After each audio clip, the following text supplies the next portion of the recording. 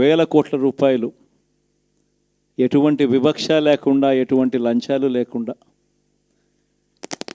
ఏ నెలలో ఏమిస్తామో అని ముందే చెప్పి క్యాలెండర్ ప్రకటించి ఆ నెలలో అది తప్పకుండా ప్రతి సంవత్సరం తూచా తప్పకుండా ప్రతి సంవత్సరం అది జరిగేట్టుగా చేస్తూ ఏకంగా 2,70,000 కోట్ల రూపాయల వివిధ పథకాల ద్వారా మాట తప్పకుండా జరగడం కూడా గతంలో ఎప్పుడూ కూడా చూడలేదు, జరగలేదు. ఇవన్నీ కూడా నేను ఏదైతే చెప్తా ఉన్నానో ఇవన్నీ ఎప్పుడూ చూడని మార్పులు, గతంలో ఎప్పుడూ జరగని సంస్కరణలు. విద్యారంగంలో అయితేనేమి, వైద్య రంగంలో అయితేనేమి, వ్యవసాయ రంగంలో అయితేనేమి, సామాజిక న్యాయం అంశంలో అయితేనేమి, మహిళా సాధికారత అంశంలో అయితేనేమి, గవర్నెన్స్ విషయంలో అయితేనేమి ఎప్పుడు జరగని చూడని సంస్కరణలను కూడా తీసుకొచ్చు. ఇవన్నీ నేను ఏదైతే చెప్తా ఉన్నానో ఇవన్నీ మనం చేసి చూపించి ప్రజల మన్ననలు పొందిన తర్వాతే ఎన్నికలకు వెళ్ళాం. ఎన్నికల్లో ఏమైందో తెలీదు. 5 సంవత్సరాలు కళ్ళు మూసుకుంటే చాలా అయిపోయింది. 5 సంవత్సరాలు. మళ్ళీ 2024 నుంచి 2029 కూడా అదే మాదిరిగానే కళ్ళు మూసుకుంటే 2029 కూడా కళ్ళు మూసుకుంటే వచ్చేస్తుంది. ఇవి మనం గుర్తుపెట్టుకోవాల్సిన అంశం ఏమిటి అని అంటే, సినిమాలో ఓన్లీ ఫస్ట్ హాఫ్ మాత్రమే అయ్యింది. గతంలో కూడా ఇదే మాదిరిగా పరిస్థితులు ఉన్నప్పుడు కూడా మనం ఏ మాదిరిగా పైకి లేచాము అన్నది కూడా మీ అందరికీ తెలిసిన విషయాలే. నేను ఒక్కటే మీ అందరికీ చెప్తా ఉన్నా, ప్రజల్లో ఈరోజు మనం చేసిన మంచి ఉంది. ఇంటింటికి మనం చేసిన మంచి ఇంకా బ్రతికే ఉంది. ప్రజల్లో ఈరోజు మనం చేసిన పాలన మీద విశ్వసనీయత అనే పదానికి అర్థం ఈ రోజుకి కూడా ప్రజల్లో ఉంది. గడప గడపకు మనం చేసిన మంచి ఇంకా ప్రజల్లో బతికే ఉంది. మరి ఇవన్నీ ఉన్నప్పుడు మళ్ళీ మనం లేయడం కూడా తథ్యం. కాకపోతే కొంచెం టైం పడుతుంది. ఆ టైం ఇవ్వాలి. ఆ టైం ఇచ్చినప్పుడు, అది జరిగినప్పుడు, పాపాలు పండినప్పుడు ఖచ్చితంగా మళ్ళీ మనం పైకి లేస్తాం. ఈ విషయం ప్రతి ఒక్కరం కూడా గుర్తుపెట్టుకోవాలి. ఎందుకు ఈ మాట కూడా చెప్తా ఉన్నానంటే, రాజకీయాలలో అన్నిటికన్నా ముఖ్యమైన అంశం క్యారెక్టర్, విలువలు, విశ్వసనీయత. ఈ పదాలకు అర్థం తెలిసి ఉండడం రాజకీయాలలో చాలా అవసరం. రాజకీయం అంటే ఎల్లవేళలా అధికారమే కాదు. అధికారంలో లేనప్పుడు కష్టాలు ఖచ్చితంగా వస్తాయి. కానీ ఖచ్చితంగా కష్టాలు వచ్చినప్పుడు మనం ఖచ్చితంగా ఏ రకంగా రియాక్ట్ అవుతామన్నది మన చేతుల్లో ఉంది. విలువలు, విశ్వసనీయత లేని మనిషిగా రాజకీయాలు చేద్దామా, లేదా కష్టాలు వచ్చినప్పుడు ఆ కష్టాలను ఎదుర్కొని హుందాగా నిలబడుతూ మళ్ళీ 5 సంవత్సరాలు కళ్ళు మూసుకుంటే 5 సంవత్సరాలు అయిపోతాయి, మళ్ళీ 5 సంవత్సరాల తర్వాత మన పాలన వస్తుంది, మన ప్రభుత్వం వస్తుంది, అప్పుడు మళ్ళీ మనమే ఆందోళన ఎక్కుతామన్నది కూడా గుర్తుపెట్టుకొని అడుగులు వేస్తామా అన్నది మనలో ప్రతి ఒక్కరూ కూడా ఆలోచన చేసుకోవాలి. ఇదే మన ప్రభుత్వం అధికారంలో ఉన్నప్పుడు కులం చూడలేదు, మతం చూడలేదు, ప్రాంతం చూడలేదు, రాజకీయాలు చూడలేదు, చివరికి ఏ పార్టీకి ఎవరు ఓటు వేశారు అన్నది కూడా చూడకుండా ప్రతి పథకము కూడా డోర్ డెలివరీ చేయించాం. మనం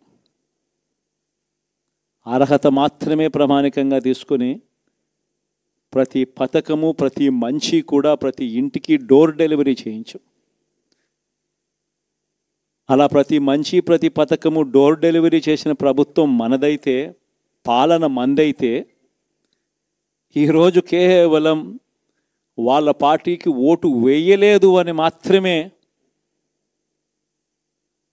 ఓటుకు వేయకపోవడమే పాపం అన్నట్టుగా ఈరోజు రావణ కాష్టం సృష్టిస్తూ ఉన్నారు, విధ్వంసం చేస్తూ ఉన్నారు, ఆస్తులు నష్టం చేస్తున్నారు, కొడతా ఉన్నారు, అవమానిస్తూ ఉన్నారు. ఇవన్నీ శిశుపాలుని పాపాల్లో భాగాలుగా ఇవన్నీ అప్పుడే పాపాలు మొదలయ్యాయి. ఒకవైపున మనమేమో మనకు ఓటు వేయకపోయినా కానీ ఏ రోజు కూడా డిస్క్రిమినేషన్ చూడలేదు. అటువంటి వాళ్లకు కూడా మనం డోర్ డెలివరీ చేసిన ప్రభుత్వం పాలన మందైతే ఈరోజు కేవలం ఓటు వేయలేదన్న ఒకే ఒక కారణంతో ఏకంగా కొడతా ఉన్న పాలన వీళ్ళది. ఈ పాపం ఊరికే పోదు. రెండవ పాపం చంద్రబాబుది కూడా అప్పుడే పండింది. బహుశా కేంద్రం ఈ రకమైన కేంద్రంలో ఈ రకమైన పరిస్థితులు బహుశా ఎప్పుడు ఉండిండవేమో.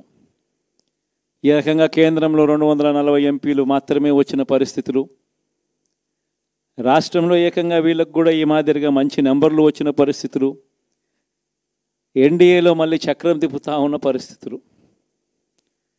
ఇలాంటి పరిస్థితుల్లో కూడా ప్రత్యేక హోదాను అడక్కపోవడం చంద్రబాబు చేసిన మరో పాపానికి కూడా మరో నాంది. ఇలాంటి పరిస్థితుల్లో కూడా ప్రత్యేక హోదా మనం అడిగి తెచ్చుకోలేకపోతే రాష్ట్రంలో ఏ ఒక్క యువకుడు కూడా క్షమించడు చంద్రబాబు నాయుడు. మనం కొంచెం ఈ పాపాలు పండేదాకా మనం గట్టిగా దీన్ని నిలబడగలిగితే, ముందుకు తీసుకొని పోగలిగితే ఈ పోరాటాన్ని ఆటోమేటిక్గా శిశుపాలుని 100 పాపాలు ఫాస్ట్గా ఎరోడ్ అయిపోతాయి. అంటే ప్రతి ఒక్కరూ ఈ విషయాలన్నీ గుర్తుపెట్టుకోమని కొడతాం. ఎన్ని బహుశా నేను చెప్పేటివన్నీ కూడా మీ అందరికీ కూడా తెలియనేటివి కాదు. కేవలం నేను మీ అందరికీ గుర్తు మాత్రమే చేస్తా ఉన్నా.